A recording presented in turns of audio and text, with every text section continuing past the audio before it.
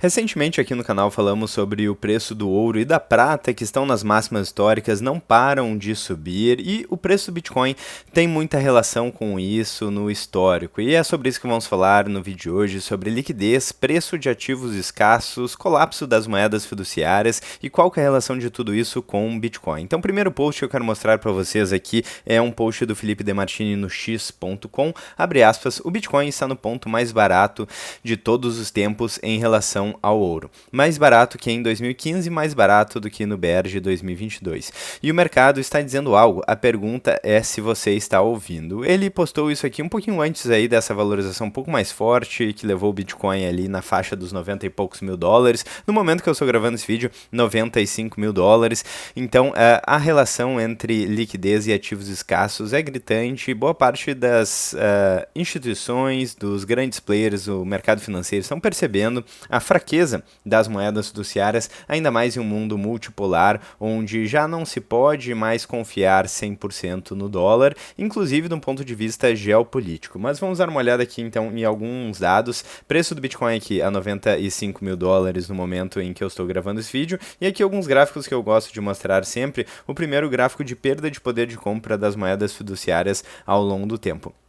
O dólar aqui já perdeu mais de 97% do seu poder de compra desde 1913, com a criação do Banco Central dos Estados Unidos, o Federal Reserve, e o real então nem se fala neste ano, naquela época o real existe desde 1994, né, com plano real. Mas o fato é que todas as moedas fiduciárias perdem poder de compra ao longo do tempo. Isso é uma questão de teoria dos jogos. Políticos e burocratas se beneficiam via efeito Cantillon da expansão da base monetária e a gente infelizmente paga a conta via inflação. Mas o que isso quer dizer, então? Quer dizer que se cada vez mais os grandes players do mercado financeiro estão perdendo a confiança nas moedas fiduciárias justamente porque elas são cada vez menos escassas, então ativos escassos surgem como grandes alternativas. Não à toa a gente vê o preço do ouro aí subindo mais de 69% nos últimos 12 meses, o que é muita coisa, ainda mais para um ativo de mais de 30 trilhões de dólares e um ativo, enfim, que é utilizado há milênios como reserva de valor como o ouro. Então aqui a gente não está falando de uma shitcoin qualquer, de uma altcoin, a gente está falando de um ativo que vem sendo utilizado como reserva de valor há milênios e que nos últimos 12 meses aumentou mais 69% de valor aí com o ativo de mais de 30 trilhões de dólares de valor de mercado. Então é realmente brutal. Aqui a gente tem a prata que fechou agora, acabou de fechar em 91 dólares, mais de 200% de valorização em dólar nos últimos 12 meses. Então é realmente uma valorização muito expressiva. E só para vocês conseguirem conectar os pontos mais facilmente, eu quero mostrar também esse artigo da Lynn Alden que fala sobre a relação entre liquidez global e preço de vários ativos. Temos aqui então o artigo dela, se vocês quiserem pesquisar aí no Google, mas basicamente ela fala que, mais especificamente sobre Bitcoin, inclusive, sobre a relação entre liquidez global e Bitcoin. E durante o período de estudo de 12 meses aqui, em 83% das vezes o preço do Bitcoin foi na mesma direção que o preço da liquidez global. Mas temos também outros ativos, como o ouro e ações,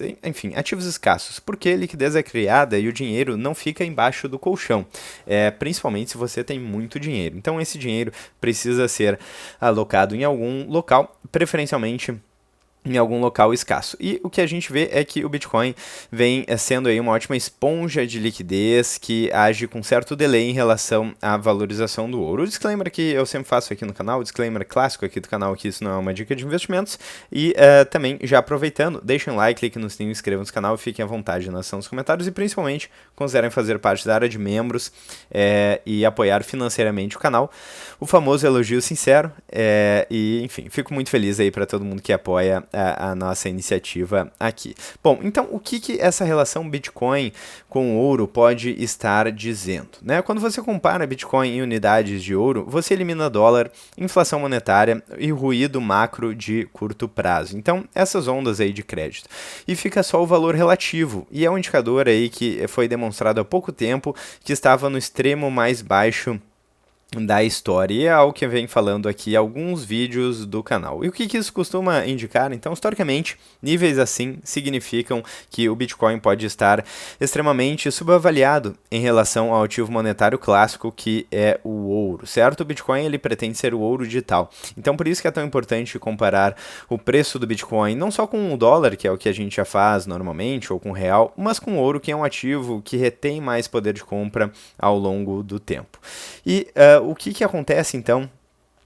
Historicamente, quando a gente tem essa simetria forte, geralmente pode ser uma fase de acumulação silenciosa e não de euforia. Eu falei recentemente sobre a MicroStrategy, que é a principal Bitcoin Treasury Company do mundo, que segue comprando Bitcoin. Recentemente comprou mais de 13 mil Bitcoins, ou seja, grandes players, eles aproveitam oportunidades e descontos para comprar bons ativos. Diferente aí das sardinhas, que simplesmente seguem a manada e compram um ativo quando todo mundo está falando sobre o assunto e provavelmente o preço já está um pouco mais elevado. Então, geralmente quando o preço cai, principalmente em relação a ativos que são uma reserva de valor, historicamente não é o varejo que entra, é onde o capital paciente se posiciona pode ser o que estamos vendo aí, inclusive em 2026. No início do ano, eu fiz um vídeo falando sobre o motivo pelo qual talvez o Bitcoin tenha corrigido tanto, sem nenhum motivo muito claro, e agora está voltando a subir.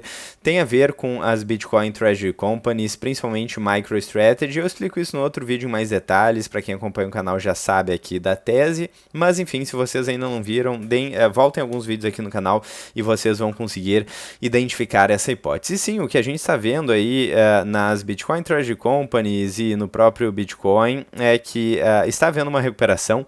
Então no anual aqui está positivo para a MicroStrategy e para o Bitcoin MicroStrategy mais, então MicroStrategy, Bitcoin Treasury Companies acabam novamente funcionando como um Bitcoin com alavancagem, certo? Se o Bitcoin sobe, elas sobem ainda mais, se o Bitcoin cai, elas caem ainda mais. Então é interessante porque boa parte da valorização do Bitcoin recente é uma valorização impulsionada pela adoção institucional, e isso pode estar voltando com força. Então, geralmente o ouro reage primeiro ao estresse monetário, bancos centrais seguem inflacionando balanços e liquidez global começa a reabrir. O Bitcoin ainda não precificou totalmente esse cenário, esse delay pode ser recorrente dos ciclos e talvez o mercado esteja aí não colocando isso para o varejo, ainda as notícias não estão se espalhando tanto, ainda há um certo medo e uma certa incerteza no mercado, mas está mudando aí a direção quando vemos, por exemplo, o Fear and Greed Index, indicador de medo e ganância, ele já está no meio, já está em 50, certo? E agora, se de fato continuarmos a bull run do Bitcoin a partir daqui, é o momento onde a euforia começa a prevalecer, o preço começa a subir, podemos ter renovação de máximas históricas, enfim, não temos como prever, mas historicamente é isso que acontece. Quando a ganância começa a subir no mercado, então as sardinhas eventualmente entram e temos aquela última pernada de alta, depois que as baleias basicamente já se posicionaram. Quando falamos de Mayer Multiple aqui, também que é um indicador que eu gosto bastante de analisar, que tira um pouco aí da questão da emoção do Bitcoin e traz uma análise um pouco mais centrada em relação a preço, de acordo com uma tendência histórica. Temos o Mayer Multiple ainda abaixo de 1, o que é interessante, porque quanto mais alto esse indicador, geralmente mais esticado está o preço, certo? Isso aconteceu em 2013, em 2017, em 2021 e em 2025, quando o preço estava um pouco mais alto, e agora corrigiu, estamos aí com uma leve correção no preço do Bitcoin, ali ainda próximo da máxima histórica, mas com uma leve correção ali nos 95 mil dólares. E agora eu gostaria de mostrar aqui esse outro gráfico também, que tem a ver com liquidez, preço de ouro e Bitcoin, que fala sobre o potencial preço justo do Bitcoin de acordo com o ouro e liquidez global, que segundo aqui esta análise é de 230 mil dólares. Se vocês quiserem ver o post original, vocês podem entrar ali no x.com, antigo Twitter, e dar uma olhada na conta ali do Felipe Demartini, que fez o post, e aqui nós temos a relação Bitcoin, ouro e liquidez relativa, valor de acordo com a liquidez relativa. E observem como existe essa relação. Quando o preço estica muito, significa que sim, o preço do Bitcoin pode estar muito esticado, e se você comprar aqui, você pode estar comprando um topo local. E o oposto também é válido. Quando o preço cai muito, você pode estar comprando no fundo. E assim vai, certo? E essa tendência continua. Ela vai continuar acontecendo para sempre? Não necessariamente, certo? Mas é uma tendência interessante e agora ela está mostrando aí essa divergência bastante bruta aí, bastante brutal, bastante significativa em relação a preço do Bitcoin e esses dois fatores, ouro e liquidez global, colocando como uma projeção. Significa que o preço vai ser esse necessariamente? É claro que não, mas uma projeção de acordo com esse modelo, que, diga-se de passagem, eu achei muito interessante. O que o post está dizendo? Então, exatamente isso, preço justo do Bitcoin segundo modelo, 230 mil dólares. Bitcoin versus ouro, a gente já falou, né? O ouro é uma reserva monetária global há séculos e o Bitcoin é a versão digital escassa e portátil do ouro. Inclusive, esse é outro fator interessante quando a gente olha as maiores empresas do mundo, maiores ativos do mundo, melhor dizendo, a gente vê cada vez mais uma substituição de ativos mais físicos, mais tangíveis, indústria, petróleo, do ponto de vista de grandes empresas, para empresas de tecnologia de informação. Quando a gente fala, por exemplo, de NVIDIA, claro, é uma empresa de hardware, mas hardware dado um mundo que utiliza muita inteligência artificial, software e por aí vai. Temos Google, temos Apple, Microsoft e por aí vai. Então, as maiores empresas do mundo não são mais empresas que dependem tanto de produtos físicos. E talvez a gente veja uma mudança daqui a pouco de os maiores ativos do mundo não serem mais ativos que dependem, então, que dependem tanto desse lastro físico. O ouro aqui está em quarto lugar, um dos maiores ativos do mundo em market cap, em valor de mercado, 31 trilhões de dólares, e aqui nós temos o ouro digital que vem ganhando posições há alguns anos, está próximo ali dos 2 trilhões de market cap. De qualquer forma, frente às moedas fiduciárias que estão colapsando, sim, qualquer ativo escasso tem valor e tem suas características próprias. Inclusive, economistas austríacos, nós temos os dois lados, defendendo o ouro, defendendo o Bitcoin e defendendo ambos. Eu particularmente me interesso por ambas as teses. Então, quando você compara o Bitcoin com o ouro, hoje o Bitcoin está no extremo barato histórico. Falando de liquidez global, o preço costuma seguir liquidez no médio e longo prazo, foi o que falamos no início do vídeo com o artigo da Lynn Alden, e o modelo ajusta Bitcoin ao nível atual de liquidez mais ouro. E o resultado é que o preço atual está abaixo do equilíbrio.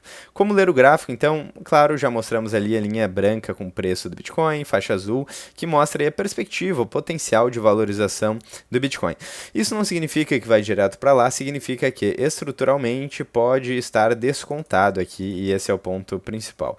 A leitura final é que não é uma call de curto prazo, não depende de uma narrativa, não depende de um hype, é uma precificação relativa e historicamente quando o Bitcoin fica tão abaixo do valor justo, o tempo joga a favor, o risco está mais em ficar fora do que ficar dentro. E muitas pessoas falam sobre a volatilidade dos ativos e tenho certeza que não fazer nada também é uma decisão arriscada, principalmente quando a gente fala de moedas fiduciárias que perdem poder de compra ao longo do tempo. Então, se você não faz nada, você será diluído pela inflação. Por isso que é importante ter aí uma noção de gestão de risco e entender os ativos, entender o risco de cada posição. Bom, espero que vocês tenham gostado do vídeo. Eu acho que é um momento muito interessante para acompanhar a alta dos metais, preço do Bitcoin, e nós vamos falar também nos próximos vídeos sobre potencial risco da economia global. Porque ver ouro subindo, o ouro um ativo defensivo que não gera dividendos, prata também um ativo escasso que depende, que é utilizado, inclusive com várias utilidades industriais, né? A prata não é apenas um metal que é utilizado como reserva de valor como o ouro. O ouro também tem utilidade industrial, mas um pouco menos que a prata. Enfim, são ativos escassos defensivos, e enquanto isso a gente tem uma dívida global crescendo, né? Nos Estados Unidos, somente ela passa de 38 trilhões de dólares, talvez não seja solúvel esse problema e nós temos, né, não seja possível resolver esse problema, melhor dizendo, né? E a gente tem uma tensão geopolítica crescendo.